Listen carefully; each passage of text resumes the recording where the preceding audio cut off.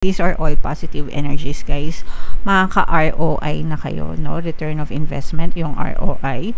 Kung kayo ay mga nagne-negosyo, guys, or mga nag-invest, ganyan, bumalik na sa inyo yung puhunan nyo, tapos kumikita na rin kayo, mga kapiksi. Ngayon, parang ang nakikita natin dito is for some of you, parang mas lalo pang lumalaki, guys, yung balik, no? Tapos parang nag-aano pa siya, nagko-compound.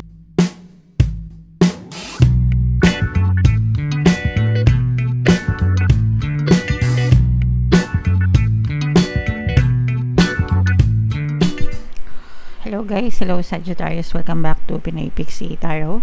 Money come to me tayo, guys. Money reading para ngayong July para sa Sagittarius, Sun, Moon, Rising Sign, and Venus. Shuffle ko yung cards, guys. Hanapin ko yung energy ng money at saka yung energy ng Sagittarius. So ito yung money energy, guys. Ito naman yung energy ng Sagittarius, mga kapiksi, kaya ay represent ng Queen of Wands sa ating spread. General reading lang, guys. Pwede mag-resonate, pwedeng hindi.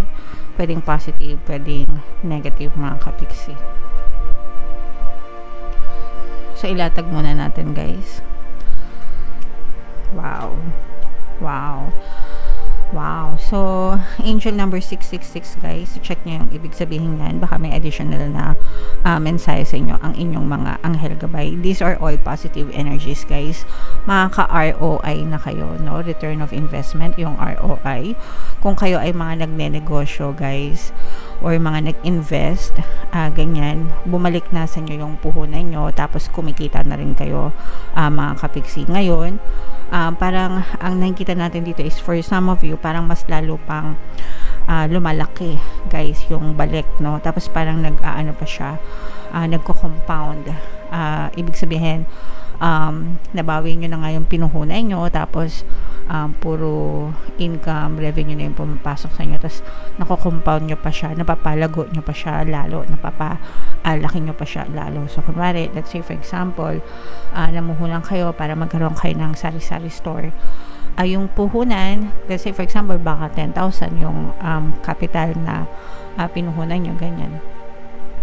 So, yung ano nyo, yung pinuhunan nyo, bumalik na sa inyo, tapos tubo na lang ng tubo yung nakukuha nyo, tapos napapalago nyo pa, no? Napapalago nyo pa yung mga tinutubo nyo sa mga negosyo nyo. So, your source of income is growing, as in lumalaki talaga siya, mga kapiksi, no? Pwede rin na hindi sa negosyo, pwedeng sa investment, no? Let's say for example, baka nag-invest kayo sa stock market or sa real estate or sa I don't know, cryptocurrency, ganyan, whatever, kung ano man yung investment nyo, pero bumabalik na sa inyo yung tawag dito, paunang capital nyo, mga kapiksi, okay? And nararamdaman nyo, ito dahil sa ano nyo din, kumbaga hindi kayo nainip, hindi kayo naatat, no? Inantay nyo na talagang bumalik sa inyo, dahil bumalik sa inyo yung mga rewards, no, from the universe, and dahil din yan sa pagiging masikap nyo and masipag, guys. For some of you, guys, nararamdaman ko dito na kahit na may mga hindrances kayo or may mga balakid kayo, syempre, especially pag sa una, di ba, may mga trouble, lalo na kung hindi pa kayo sanay mag-invest or hindi pa kayo sanay magnegosyo or even sa trabaho, hindi pa kayo sanay. Pero nalampasan nyo, no, yung critical stage, critical moment ng pagnenegosyo or pag-invest or pagtatrabaho. Nakalampas na kayo, guys, sa critical stage dahil sa inyong pagiging masipag at matyaga. And ngayon, from now on, moving forward, parang magiging very smooth na lang yung magiging daloy, guys, ng inyong kaperahan. Okay? So, i-mine nyo yan, guys, sa comment section. Mine ROI, mine return of investment, mine lago, no? Kasi nararamdaman talaga natin na lalago talaga, guys, yung inyong kabuhayan, yung inyong kaperahan. Kung kayo ay may mga business partners, mga kapiksi, maganda din yung mga relationship nyo sa kanila, guys, no? Parang nakikita talaga natin yung pagtutulungan nyo, and you work best with partners, no? hindi naman sa kasosyo, no? Kasi merong, kahit na sabihin natin solo nyo lang yung negosyo, pero yung mga customer nyo, those are your business partners. Yung mga supplier nyo, those are your business partners. Yung logistics nyo, kung kayo ay nagde-deliver, those are your business partners. Okay? So, na parang mas lalo pang tumitibay, mas lalo pang nagiging maganda yung relationship nyo sa kanila, which contributes more to your success. Okay? Kasi syempre, pag nagdenegosyo ka, tapos pangit yung supplier mo, di ba? O hindi maayos yung supplies mo, yung galing supplier mo, syempre maapektuhan din yung business mo. Pero kung maganda yung relationship mo sa kanila, di ba, magiging maayos din, very smooth din yung takbo ng inyong relationship.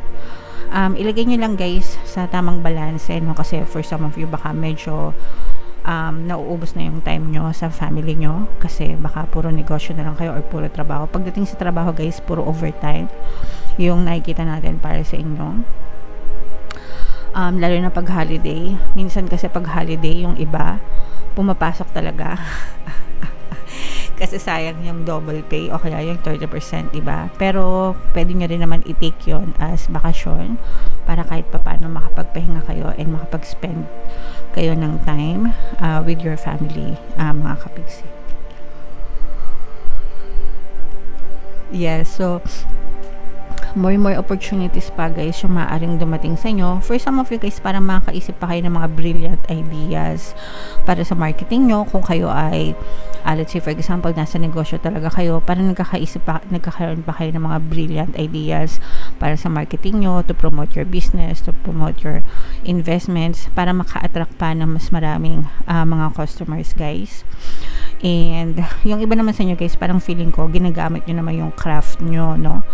Pag sinabing craft, yung mga talent nyo, let's say for example, mahilig kang sumayaw, baka ginagamit mo yung pagsayaw para mag-create ka ng TikTok page, TikTok channel, or TikTok account, ganyan.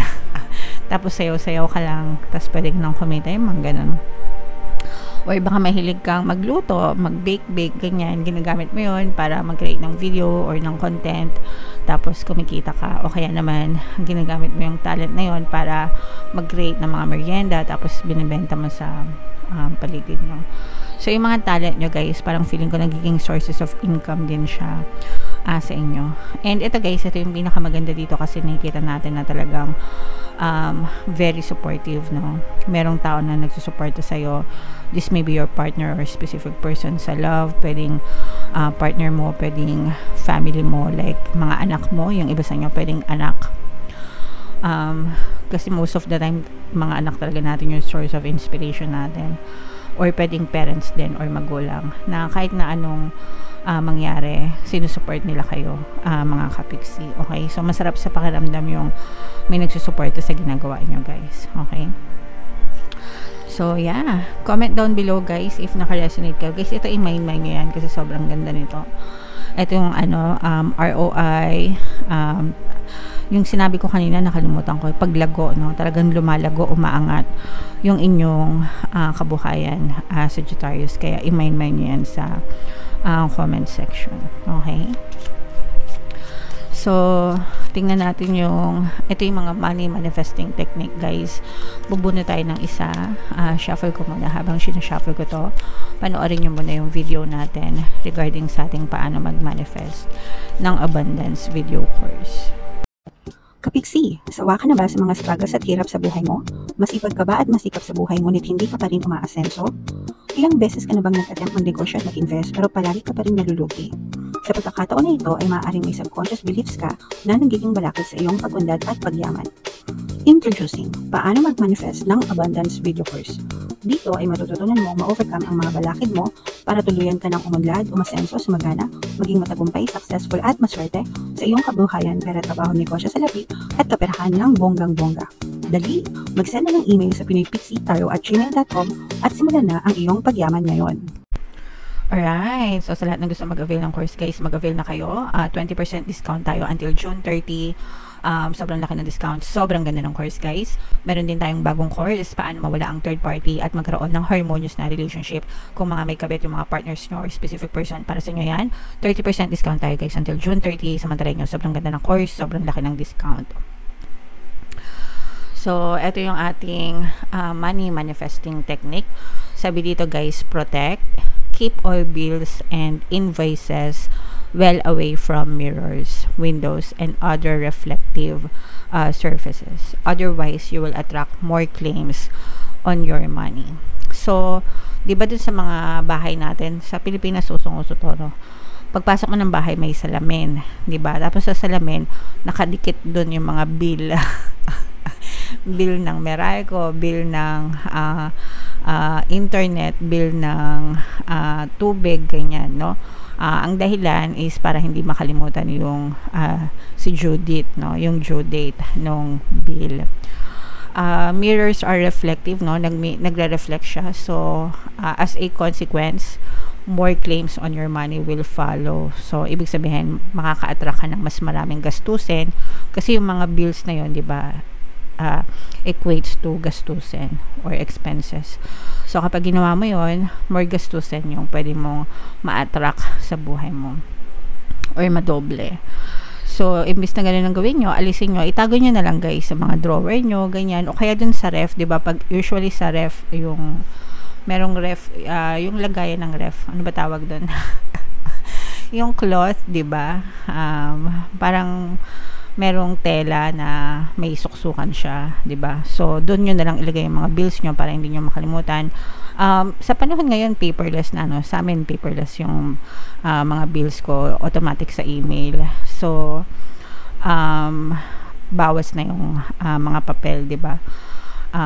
Basta itago nyo, wag nyo na lang ilagay dun sa mga reflective surface para hindi masyadong dumami yung gastos nyo, okay? Imbis na bills yung idikit nyo sa mga salamin, magdikit kayo ng pera, yung totoong pera, o kaya play money, para yun yung magdoble, no? More as a consequence naman, more money will come toward you, imbis na more claims on your money, okay? So, pwede nyo gawin yun, guys. Pwedeng play money or pwede rin totoong money, mga kapiksi. Alright? So, yeah. Comment down below, Sagittarius, if naka-resonate kayo sa reading na to. And yung mga pinapamain-main ko sa inyo guys, i-main-main nyo na sa comment section. Deserve nyo talagang umangat at umasenso yung buhay nyo, mga kapiksi.